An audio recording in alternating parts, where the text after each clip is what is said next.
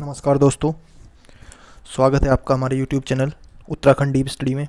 जैसा कि आप सब जानते हैं, हमने उत्तराखंड BS नेगी बुक की एक सीरीज चलाई हुई है जिसमें हमने चैप्टर कल 1 कवर किया था। आज हम चैप्टर 2 कवर कर रहे हैं। तो देखिए, चैप्टर का नाम है उत्तराखंड का प्राचीन इतिहास। उत्तराखंड का प्राचीन इतिहास। उत्तराखंड पुरातत्व की दिशा को आगे बढ़ाने का श्रेय डॉक्टर यशवंत सिंह कटोच द्वारा किया गया था। इनके साथ मदन मोहन जोशी, मदन चंद भट्ट, शिव प्रसाद डबराल, KP नौटियाल भी थे। ठीक है दोस्तों, उत्तराखंड से प्राप्त प्रस्तर उपकरण स्क्रैप्स छीनी को इतिहासकारों ने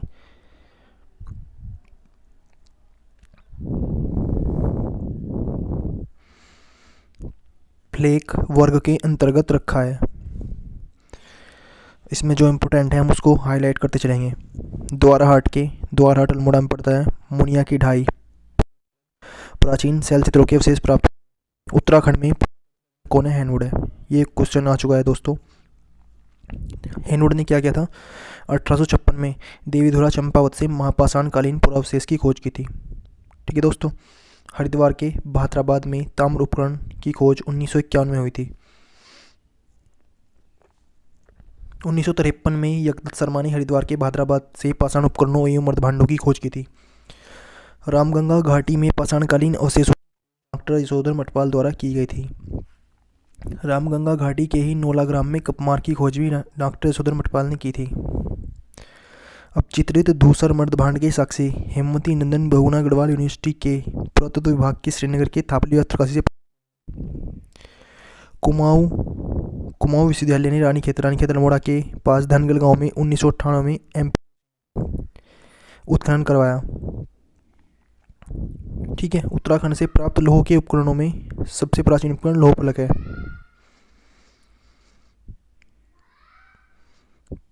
5 ताम्र मानव कृतियों की खोज नैनीताल में 1999 को। मंगोल शैल चित्रों का संबंध नैनीताल से था। 1986 में अल्मोड़ा जनपद से भी एक ताम्र उपकरण की खोज हुई। मोरध्वज कहाँ पड़ता है दोस्तों? ये कोटद्वार में पड़ता है हमारा। मोरध्वज में उत्खनन का कार्य 1887 में M मरखम द्वारा किया गया था। 1919-1920 में दयाराम साहनी ने उत्तराखंड के मंदिरों का अध्ययन किया था, जिन्होंने 1921 में हड़प्पा संस्कृति की भी खोज की थी। 14 नर्तकों का सुंदर चित्र कसार देवी शैल चित्र अल्मोड़ा से मिलता है। कसार देवी मंदिर कश्यप पहाड़ी पर है। ठीक है दोस्तों। अब हमारी चलती है महास्म संस्कृति।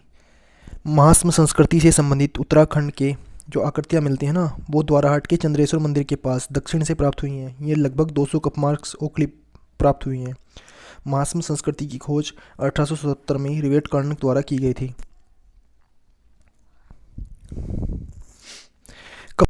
संबंध महास्म संस्कृति से है, जिसका सबसे पहले उल्लेख रिवेट कार्नक ने किया था। MP जोशी ने कुमाऊं से प्राप्त महास्म संस्कृति कपमार्क को 7 भागों में विभाजित किया है। MP जोशी कहते हैं कि ये लोग टांक व मूल्या जनजाति को महास्मकालीन बताते हैं। पश्चिमी घाटी के नोला ग्राम में डॉक्टर यशोधर मटवाल ने 73 कपमार्क खोजे थे। देवीधुरा चंपावत में कपमार्क की खोज किसने की थी? डॉक्टर MP जोशी ने की थी। गोपेश्वर के समीप मंडल तथा घाटी में गवाड़ आदि स्थानों की खोज डॉक्टर यशोधर मटवाल ने की थी। अब ये क्या होते हैं? विशाल शिलाखंडों इन चट्टानों पर बने अखल गोल आकार के उथले गोल गड्ढे पुरातत्व विज्ञान की भाषा में कपमार्क कहा जाता है। अब आती है उत्तराखंड की पुरा प्रजातियाँ। उत्तराखंड में सबसे पहले आने वाली कोल जाति थी। उत्तराखंड में आने वाली पहली प्रजाति कोल को माना जाता है। कोल प्रजाति के लोग देखने में कुरूप।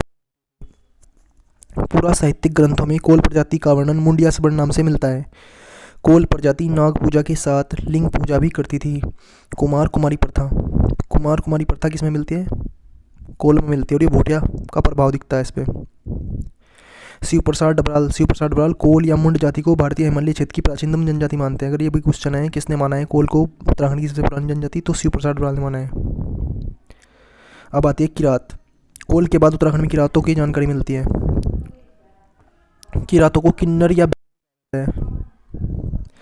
स्कंद को, ये देखिए क्वेश्चन आ चुका है। स्कंद पुराण में किरातों को भिल कहा गया है। किरातों की बोली मुंडा है, ये क्वेश्चन भी आ चुका है। किरातों की जो बोली भाषा है मुंडा है। किरातों का मुख्य खाद्य क्या था? सत्तू था। किरात प्रजाति एक भ्रमणकाली पशु का पालक और आखेटक जनजाति थी। महाभारत के वन पर्व के अनुसार किरातों ने अपने नेता शिव के झंडे के नीचे अर्जुन से युद्ध किया था। किरातों के साथ अर्जुन का यह युद्ध पिल्लू केदार जो पौड़ी में पड़ता है, जिसे शिवप्रयाग भी कहते हैं, उस स्थान पर हुआ था। किरातों के साथ अर्जुन का जो युद्ध हुआ था वो बिल्लू केदार पौड़ी नामक स्थान पर हुआ था, जिसे हम शिवप्रयाग भी कहते हैं। बाणभट्ट की कादम्बरी रचना में हिमालय क्षेत्र में किरातों के निवास की पुष्टि होती है। कालिदास के रघुवंश महाकाव्य में भी किरातों का वर्णन मिलता है। वर्तमान में अस्कोट डिडीहाट नामक स्थान में किरातों के वंशज रहते हैं। जॉर्ज गियर्सन किरातों को हिमालय क्षेत्र की प्रजाति मानते हैं। किरातों के बाद कौन आए? किरातों के बाद खस आए। किरातों के बाद उत्तराखंड में खस मिलता है और खसों को 1800 वर्ग में सम्मिलित किया गया था। महाभारत के सभा खस लोग महाभारत में कौरवों की ओर से लड़े थे। राजशेखर ने काव्य मीमांसा ग्रंथ लिखा है। उनके अनुसार राजशेखर की काव्य मीमांसा के अनुसार उस समय मध्य हिमालय में कार्तिकपुर नगर में खसापति का राज्य था। अब ये इंपॉर्टेंट है, देखिए। घर जमाई प्रथा किस में प्रचलित थी? खसों में प्रचलित थी घर जमाई प्रथा। खसों की विधवा किसी भी में रख सकती थी, जिसे टिकुआ प्रथा कहा जाता था। टिकुआ प्रथा किस में थी? टिकुआ थी। झटेला प्रथा भी खसों में थी। ये क्वेश्चन आने की संभावना है दोस्तों। यदि कोई स्त्री किसी दूसरे व्यक्ति से शादी करती है तो उसके पति से उत्पन्न कहा जाता था। खस लोग अपनी बड़ी दान कर देते थे, इसे देवदासी प्रथा कहलाते थे। गढ़वाल व कुमाऊं क्षेत्र में बौद्ध धर्म का सबसे अधिक प्रचार खसों के समय हुआ था। ये क्वेश्चन भी इंपॉर्टेंट है दोस्तों। उसके बाद भूटांती के सोका प्रजाति काली नदी घाटियों में रहने वाली कहते हैं, जो एक व्यापारिक प्रजाति थी। 1962 तक भोटिया लोग तिब्बत से व्यापार करते थे।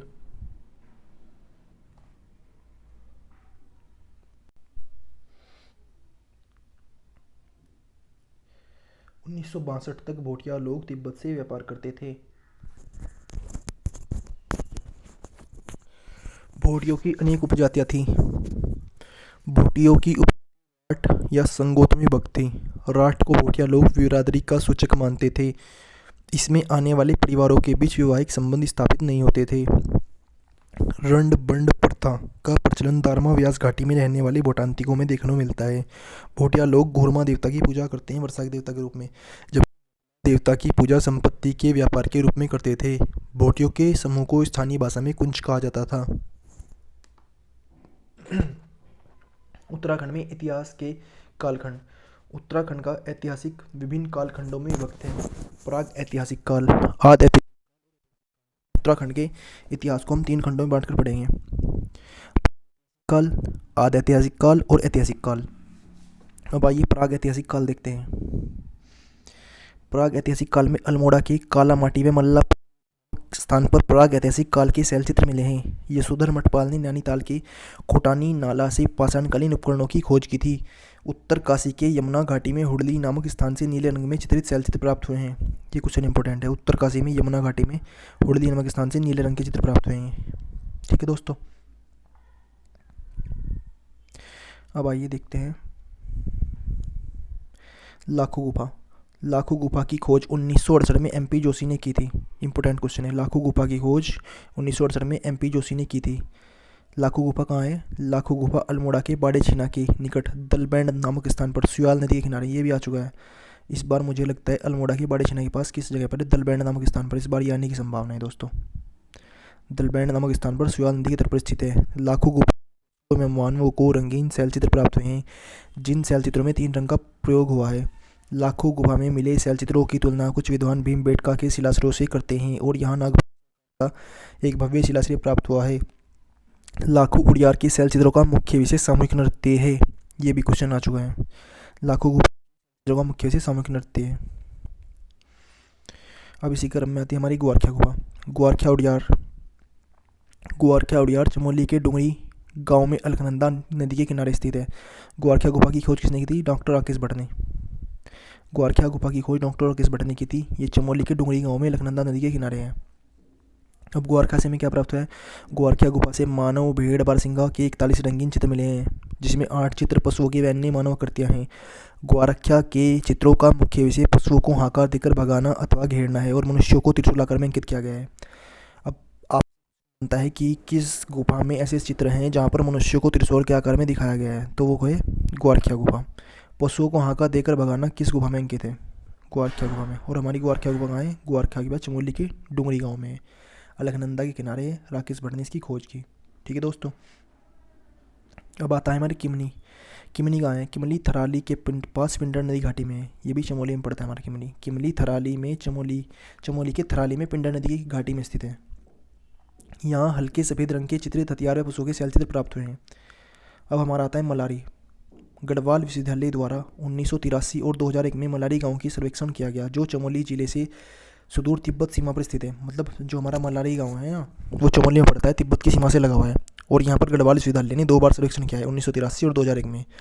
मलारी सर्वेक्षण में पशु कंकाल, एक पशु का पूरा कंकाल मिला है जिसकी पहचान हिमालय पशु वर्षभ जोबा से की गई है। यहाँ से जो कंकाल मिला है हिमालय पशु जोबा से की तुलना की जाती है। ठीक है। मलारी से 5.2 किलो सोने का मुखौटा मिला है।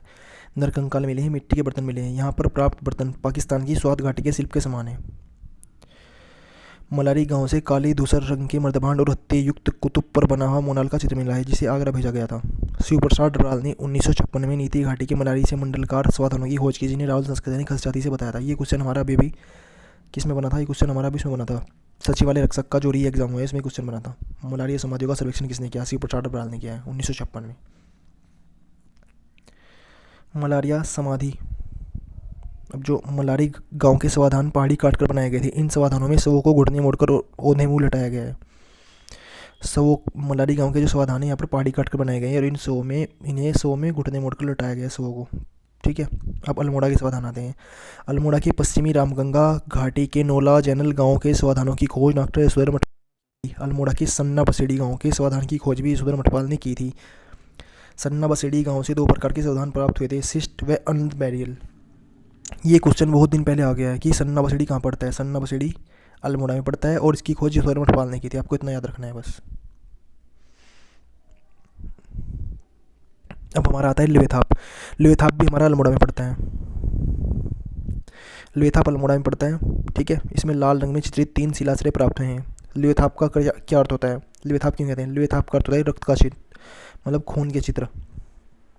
लिवेथाप के शैल चित्रों में मानव को शिकार करते हुए हाथों में हाथ डालकर नृत्य करते दिखाया गया है। लिवेथाप में दिखाया गया है कि मानव को हाथों में हाथ डालकर नृत्य कर रहे हैं और शिकार कर रहे हैं। पेटसाल और फड़कानोली। फड़कानोली की खोज 1985 में यशोधर मठपाल ने की थी, और पेटसाल की खोज 1989 में यशोधर मठपाल ने की थी। ये दोनों अल्मोड़ा में पड़ते हैं। ठीक है। यहाँ से क्या मिला है? यहाँ से कत्थई रंग की मानव की आकृतियाँ मिली हैं। ये दोनों सुयाल नदी के किनारे हैं। ठीक है दोस्तों। आइए आगे चलते हैं। फल सीमा। फल सीमा भी हमारा अल्मोड़ा में पड़ता है। फल सीमा में योग नृत्य करती मानव आकृतियाँ मिली हैं। ठीक है। फल सीमा में 2 चट्टानें जिन पर 2 कप मार्ग बने हुए हैं। बनकोट। बनकोट हमारा पिथौरागढ़ में है। बनकोट से 8 तांबे की मानव की आकृतियाँ प्राप्त हुई हैं। बनकोट की ताम्र आकृतियों की खोज 1989 में हुई थी। इन्हें MP जोशी ने किया था। बनकोट से प्राप्त उपकरण को अल्मोड़ा के राजकीय संग्रहालय में रखा गया है। ताम्र उपकरणों की खोज राज्य के बनकोट, पिथौरागढ़ व भाद्राबाद, हरिद्वार व अन्य स्थानों से भी हुई है। अब इसके बाद हमारा आता है आदि ऐतिहासिक काल। आदि ऐतिहासिक काल के प्रमुख स्रोत पौराणिक ग्रंथ हैं। उत्तराखंड का पहला उल्लेख हमें ऋग्वेद में मिलता है, जिसमें इस क्षेत्र को देवभूमि और मनीषियों की पूर्णभूमि कहा गया है। ऐतरेय ब्राह्मण ग्रंथ में उत्तराखंड के लिए उत्तरकुरु कहा गया है। ऐतरेय ब्राह्मण में क्या कहा गया है? उत्तरकुरु कहा गया है। ठीक है। ब्राह्मण में कहा गया है कि वाग देवी का निवास स्थान बद्रिकाश्रम, जो हमारा चमोली में पड़ता है, उसको बताया गया है। स्कंद पुराण में 5 हिमालय खंडों का वर्णन। ये भी क्वेश्चन आया था अभी किसी एग्जाम में, मेरे याद नहीं आ रहा है। स्कंद पुराण में 5 हिमालय खंडों का वर्णन मिलता है। 5 हिमालय खंड है: नेपाल खंड, केदारखंड, मानस खंड, कश्मीर खंड, झारखंड। इनमें से 2 हमारे उत्तराखंड में पड़ते हैं, एक केदारखंड, एक मानस खंड। केदारखंड हो गया हमारा गढ़वाल का क्षेत्र, मानस खंड हो गया हमारा कुमाऊं का क्षेत्र। स्कंद क्षेत्र से हिमालय तक के विस्तृत क्षेत्र को केदारखंड, नंदा देवी पर्वत से कालगिरी तक के क्षेत्र को मानसखंड कहा गया है। केदारखंड मतलब गढ़वाल का क्षेत्र। देखिए यही मैं आपको बता रहा था, केदारखंड गढ़वाल का क्षेत्र, मानसखंड कुमाऊं का क्षेत्र, और माया क्षेत्र में गंगाद्वार हरिद्वार को कहा गया है। ये देखिए हरिद्वार को कहा गया है। पुराणों में केदारखंड व मानसखंड के संयुक्त क्षेत्र को ब्रह्मपुर, खसदेश, इलावर्त व उत्तराखंड कहा गया है। पुराणों में जो हमारा केदारखंड व मानसखंड है ना, पूरे को मिलाकर ब्रह्मपुर, खसदेश, इलावर्त व उत्तराखंड कहा गया है। बौद्ध साहित्य की पाली भाषा में उत्तराखंड के लिए हेमंत शब्द का क्वेश्चन अभी आया था कि पाली भाषा के बहुत साहित्यों में उत्तराखंड को क्या कहा गया, हिमवंत कहा गया है। ठीक है।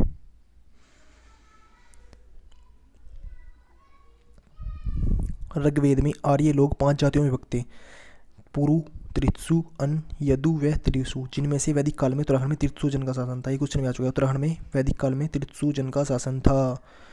अब रघुवंश काव्य में गढ़वाल हिमालय के लिए गौरी कुरु शब्द का प्रयोग हुआ है। रामायण कालीन लक्ष्मण के पुत्र अंगद व चंद्रकेतु का राज्य हिमालय क्षेत्र के स्थित था। यहीं से हनुमान जी ने द्रोणागिरी पर्वत से संजीवनी बूटी लंका ले जाकर लक्ष्मण जी से जीवन दान दिया था। अब हमारा उत्तराखंड का गढ़वाल क्षेत्र चल रहा है, ये इसको देखते हैं।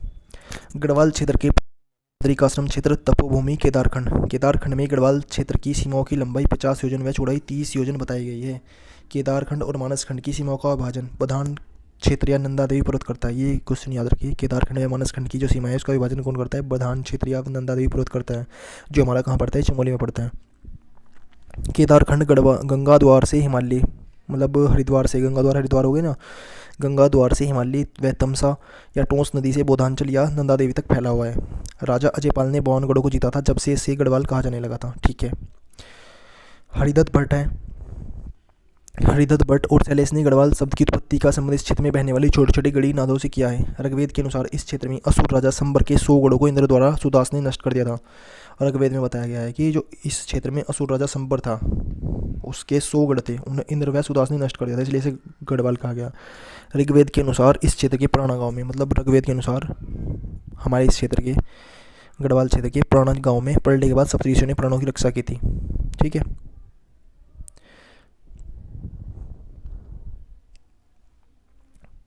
गढ़वाल क्षेत्र में कुबेर की राजधानी अलकापुरी थी। अलकापुरी में मनुष्य के आदि पूर्वज मनु का निवास स्थान था। हमारा अलकापुरी कहाँ पड़ता है, अलकापुरी है। गढ़वाल क्षेत्र के बद्रीनाथ के पास गणेश, नारद, मूचकंद, व्यास, स्कंद गुफा वैदिक ग्रंथों की रचना हुई थी। टिहरी गढ़वाल में एक पट्टी पड़ती है, हिमयान पट्टी, वहाँ पर भी सोन पर्वत है, वशिष्ठ गुफा है, वशिष्ठ आश्रम है, वशिष्ठ कुंड है। ये भी क्वेश्चन बना है। देवप्रयाग में भगवान राम का एक मंदिर है।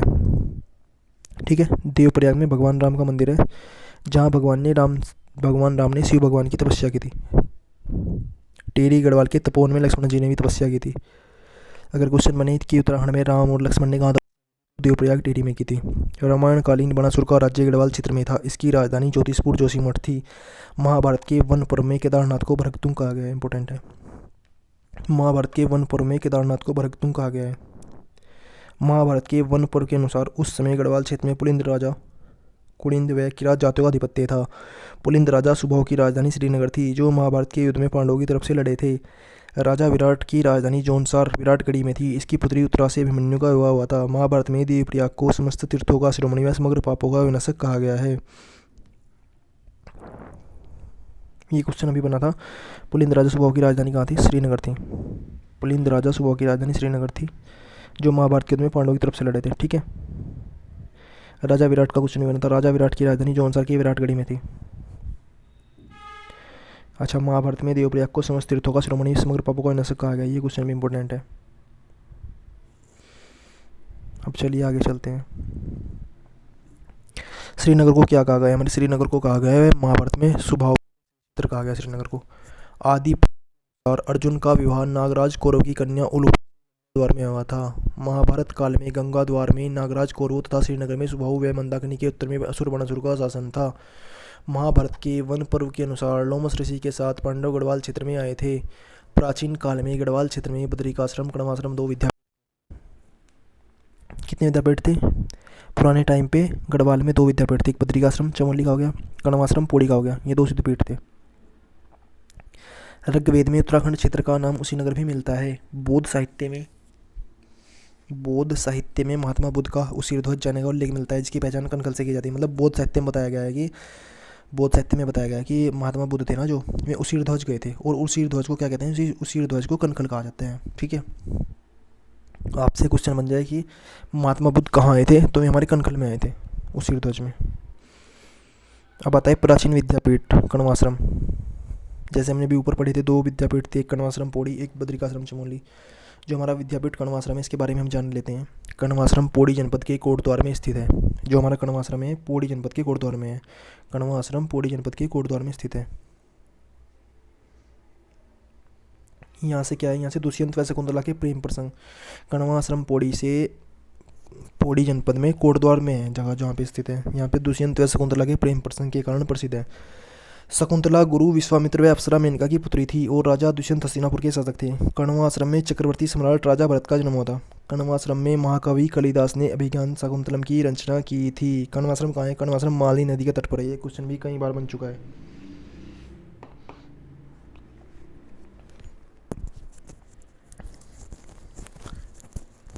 कण्वा आश्रम में महाकवि कालिदास ने अभिज्ञान शाकुंतलम की रचना की थी और ये माली नदी के तट पर है। कण्वा आश्रम का वर्तमान नाम क्या है? कण्वा आश्रम का वर्तमान नाम चुका घाट है। कण्वा आश्रम के कारण ही कोटद्वार कहा गया इसे, और अब इसका नाम कण्वा नगरी करने की मांग रखी गई है।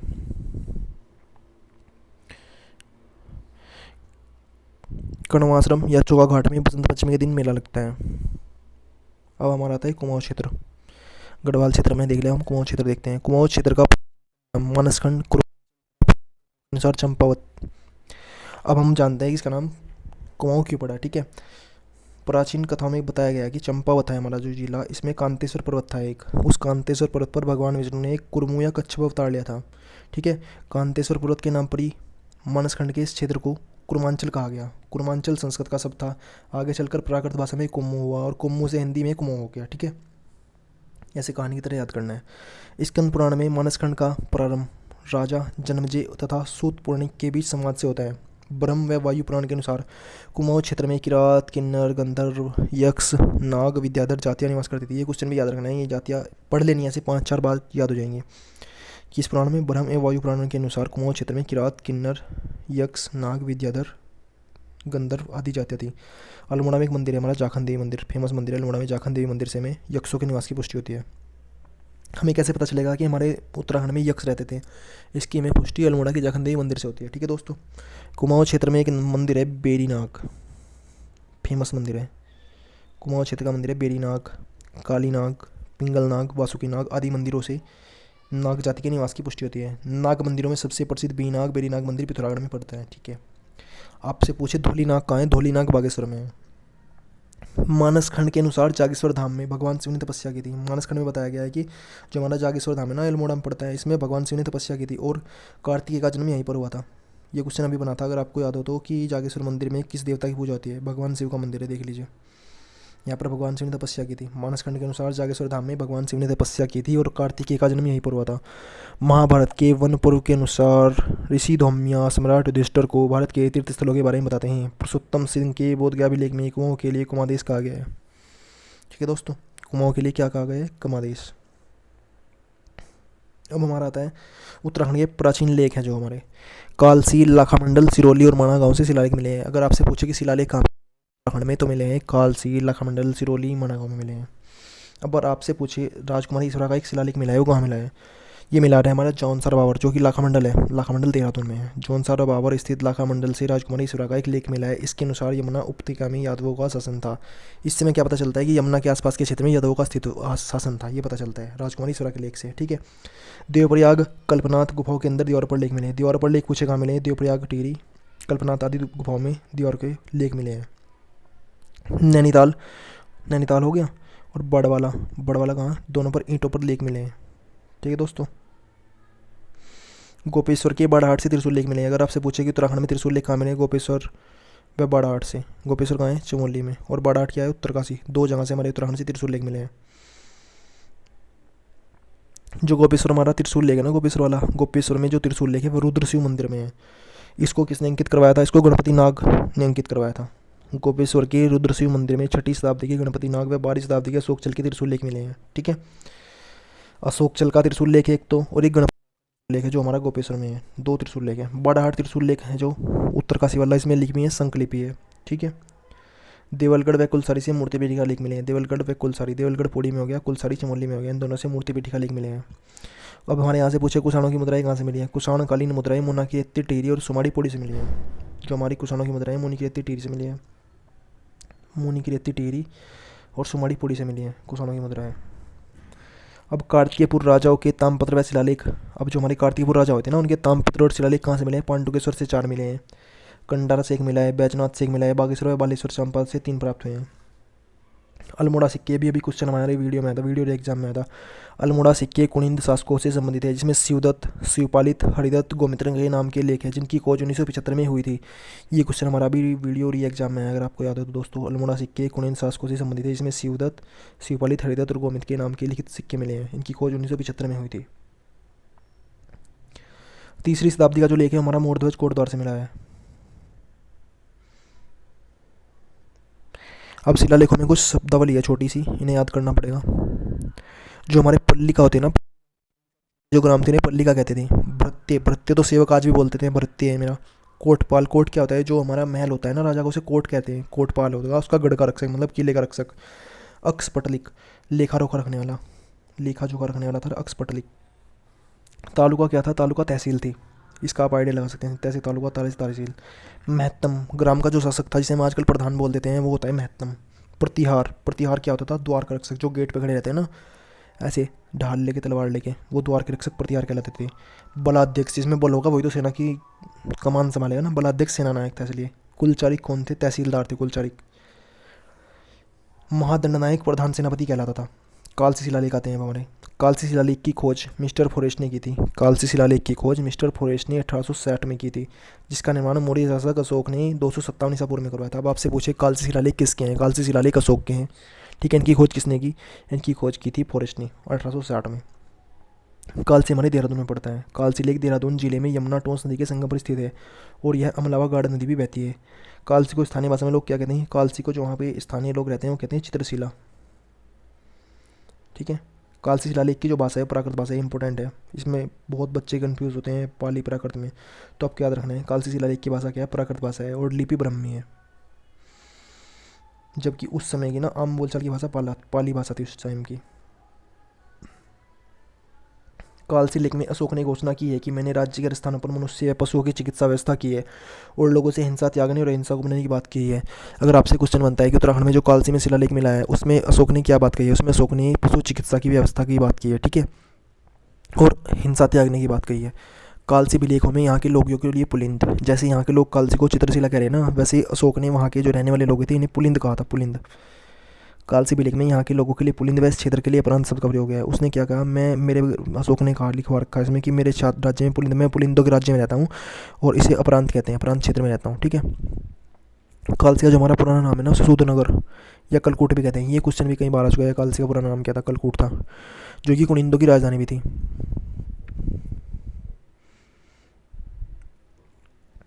फिर देख लिया आप विभिन्न ग्रंथों में उत्तराखंड के कुछ नाम है, इन्हें देख लेते हैं।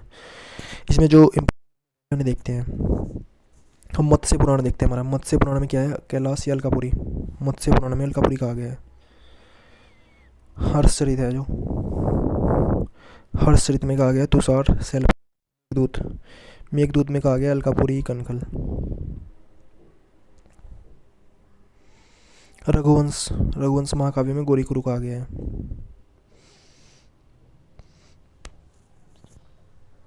जहांगीरनामा में लक्ष्मी चंद और श्याम सा के संबंध बताए गए जहांगीरनामा में। ठीक है,